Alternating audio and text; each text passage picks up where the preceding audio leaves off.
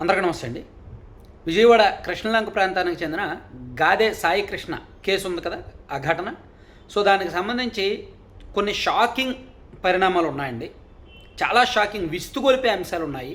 నేను అవన్నీ కూడా ఈ వీడియోలో ఉన్నట్టు చెప్తాను. ఈ వీడియో చేసే ముందు నేను పొద్దున నుంచి ఇవాళ ఉదయం నుంచి కూడా చాలామందితో మాట్లాడా.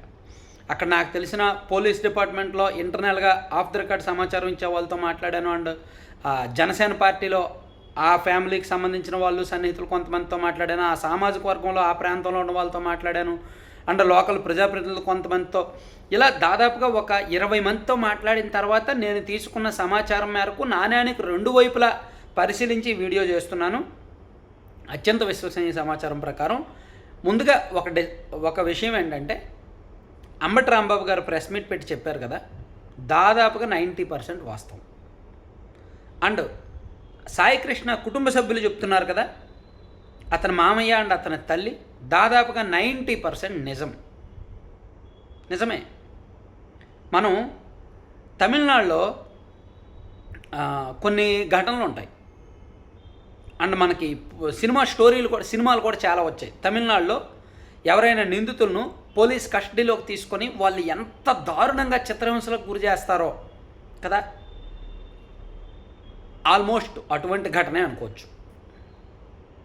అటువంటి ఘటనే, తిరుగులేదు. ఇంకా చాలా దారుణం. సాయి కృష్ణ పోలీసుల అదుపులో ఉన్నప్పుడు కొంతమంది చూడడానికి వెళ్ళారంట. వెళ్ళినప్పుడు అతను తినడానికి పోలీసులు కొట్టిన దెబ్బలకు అసలు తినడానికి మెడ కూడా సరిగ్గా ఉండేది కాదంట. అంటే ఇంకా మనం బయటికి చెప్పలేం, కానీ పోలీస్ కస్టడీలో అతన్ని చిత్రహింసలకు గురి చేశారు అనేది అయితే మాత్రం మనకు తెలుస్తోంది. అయితే ఇప్పుడు దాన్ని నిరూపించడానికి అతని బాడీ ఎక్కడుందో తెలియదు, అతను ఏమయ్యాడో తెలియదు, అతన్ని ఏం చేశారో తెలియదు. చాలా దారుణంగా వ్యవహరించారు పోలీసులు మాత్రం ఈ కేసులో. ప్రభుత్వానికి చెడ్డ పేరు తప్పదు. అండ్ ఆల్రెడీ ఇందాక సీఎం గారు రెస్పాండ్ అయ్యి సీరియస్ తీవ్ర పరిణామాలు ఉంటాయి, కొంచెం డెప్త్గా ఎంక్వైరీ చేసి రిపోర్ట్ ఇవ్వండి, బాధ్యులు ఎవరున్నా సరే కఠిన చర్యలు తీసుకుంటాం అని చెప్పినట్టు ఉన్నారు. బాధ్యులు ఎవరో తెలుసు. తమిళనాడులో ఇటువంటి ఘటన ఒకసారి జరిగితే ఆ పోలీస్ స్టేషన్ మొత్తాన్ని కోర్టు జైల్లో పెట్టించింది, గుర్తుందా? దాని మీద సినిమా కూడా వచ్చింది. సినిమా పేరు నాకు కరెక్ట్గా గుర్తులేదు, విచారణ ఏదో సినిమా పేరు. ఆల్మోస్ట్ అటువంటి ఘటన ఇది. అయితే అందులో 4 ఉంటారు. ఇందులో ఒకే ఒక్క వ్యక్తి సాయి కృష్ణ. అండ్ అది కొంచెం సినిమాటిక్గా ఉంటుంది, ఇది కొంచెం ఇలా ఉంటుంది. అయితే ఒకటి మాత్రం నిజం, క్రూరంగా వ్యవహరించారు అనేది నిజం. పోలీసులు అత్యంత పాశవికంగా వ్యవహరించారు అనేది నిజం. పోలీస్ డిపార్ట్మెంట్లో చాలామంది సౌమ్యులు ఉంటారు, మంచోళ్ళు ఉంటారు.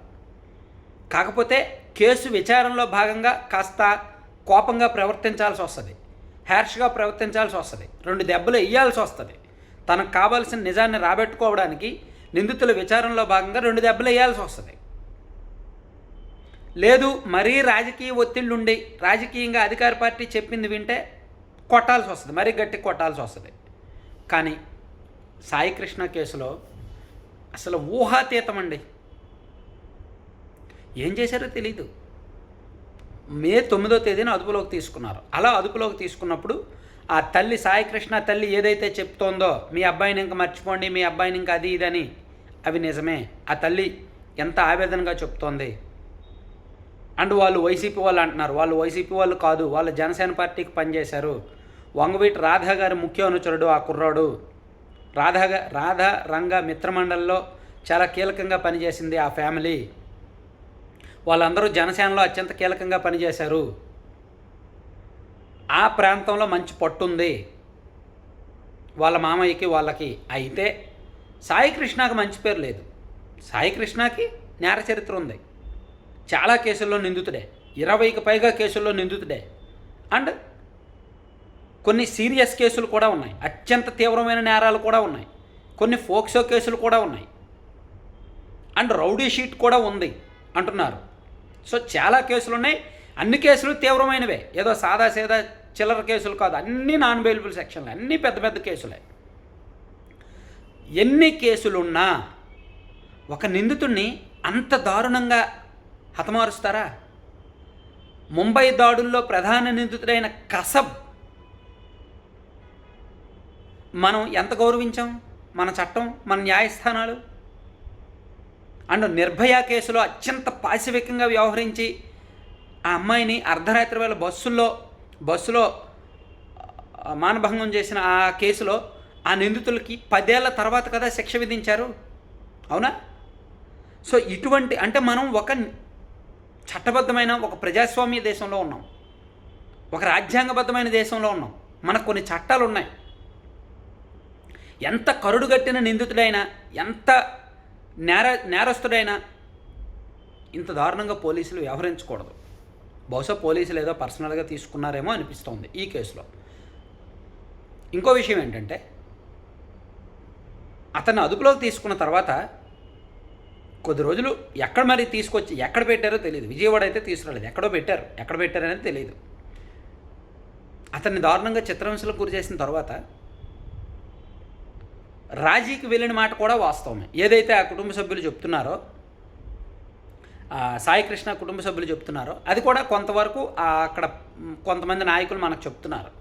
రాజీకి వెళ్ళారు.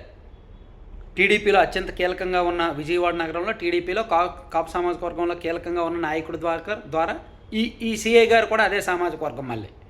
మళ్ళీ ఏదో అనుకున్నారు. ఈ సిఐ ఆరోపణలు ఎదుర్కొంటున్న సిఐ నాగరాజు గారు కూడా అదే కాపు సామాజిక వర్గం అంట.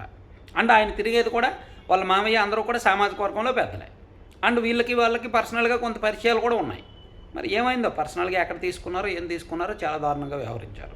సో అయిపోయిన తర్వాత రాజీ చేసుకోవడానికి అక్కడ ఉన్న ఒక జనసేన పార్టీ నాయకుడు అండ్ అక్కడ ఉన్న టీడీపీలో కాపు సామాజిక వర్గానికి చెందిన నాయకులతో ఆ కుటుంబానికి, ఆ తల్లి దగ్గరకు, ఆ మేనమామ దగ్గరికి రాజీకి కూడా పంపించారు.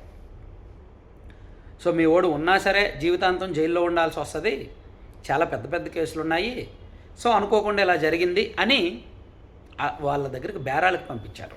పంపిస్తే ఆ తల్లి ఒప్పుకోలే. నా కొడుకుని నాకు ఇవ్వండి, ఒకవేళ మీరు చంపేస్తే నాకు బాడీనైనా అప్పగించండి అంటుంది ఆమె. ఆ తల్లి ఆవేదన ఎవరండి తీరుస్తారు? ఈ కేసు నేను మాట్లాడే కొద్దీ చాలా దారుణమైన విషయాలు బయటకు వచ్చాయి. నేను ఇంక ఓపెన్గా చెప్పలేకపోతున్నాను. ఎందుకంటే నాకు పోలీసుల మీద గౌరవం ఉంది, చట్టం అంటే గౌరవం ఉంది. చాలామంది పోలీస్ శాఖలో నాకు చాలామంది మిత్రులు ఉన్నారు, నాకు సహకరించిన వాళ్ళు చాలామంది ఉన్నారు. అండ్ మేము పర్సనల్గా చాలా మాట్లాడుకుంటాం. సో అటువంటి ఆంధ్రప్రదేశ్ పోలీసులకు ఒక మంచి పేరుంది, మంచి టాలెంటెడ్, ఎంత పెద్ద కేసైనా సరే తెలివిగా ఇన్వెస్టిగేట్ చేస్తారనే పేరుంది. అటువంటి శాఖలో ఒక నిందితుడిని, ఆఫ్కోర్స్ అతను కరుడుగట్టిన నేరస్తుడు కావచ్చు కాక, అత్యంత తీవ్రమైన నేరస్తుడు కావచ్చు కాక, కానీ ఇలా వ్యవహరించడం మాత్రం అసలు చాలా దారుణంగా ఉందండి. కొన్ని పదాలు, కొన్ని మాటలు నేను చెప్పలేక చెప్తున్నాను అనమాట. అందుకేగా అంబటి రాంబాబు గారు చెప్పిన దానిలో 90% వాస్తవం ఉంది. అండ్ ఆ తల్లి అండ్ ఆ మామయ్య చెప్తున్న దానిలో కూడా 90% వాస్తవం ఉంది. పోలీసులు సమాధానం చెప్పగలరా వాళ్ళకి, ఆ కుటుంబానికి? ప్రభుత్వం సమాధానం చెప్పగలదా ఆ కుటుంబానికి?